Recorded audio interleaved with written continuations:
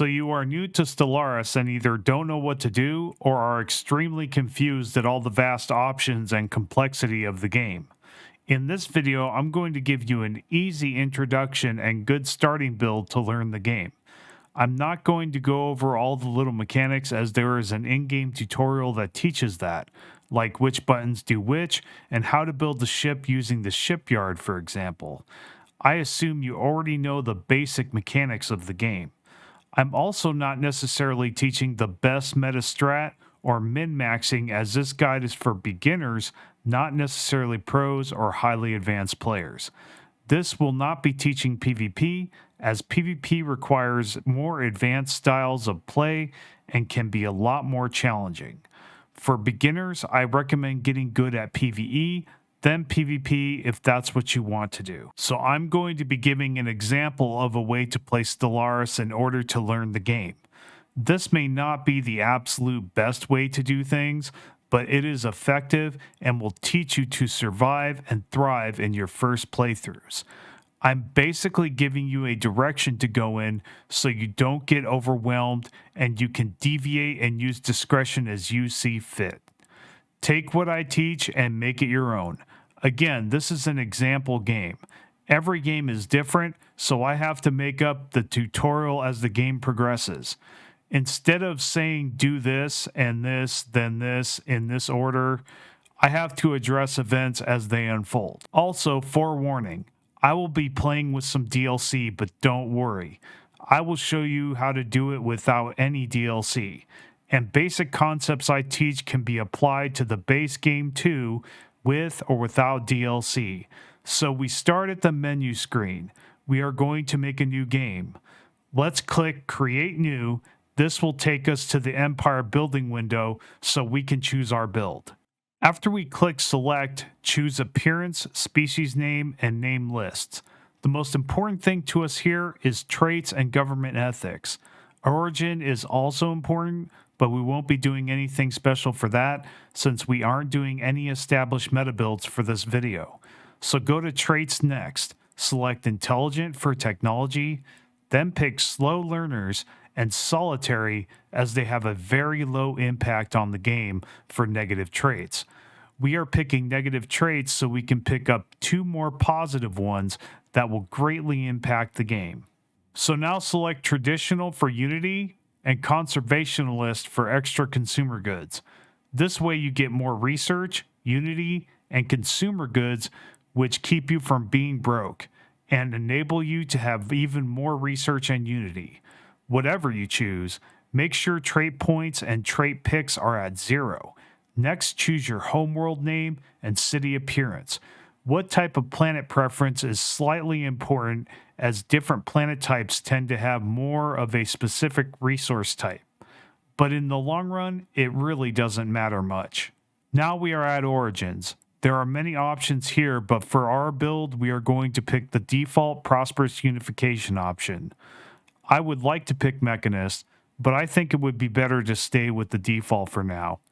But if you like this build we are going to play with, I recommend the Mechanist Origin. Otherwise, pick Prosperous Unification. Next, we are going to the Government and Ethics screen. For this playthrough, we will pick Fanatic Materialist. So click that. This will make us learn technologies faster and reduce the cost for using robots. Now, there are a lot of good options here, but we need to pick something, so let's pick Authoritarian for more resources and more influence.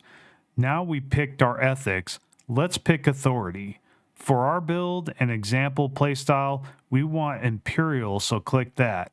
This will give us even more influence over our neighbors, which is used for making outposts, claims, habitats, vassal agreements, megastructures, hyper relays, and all kinds of really cool, useful stuff. Next is civics.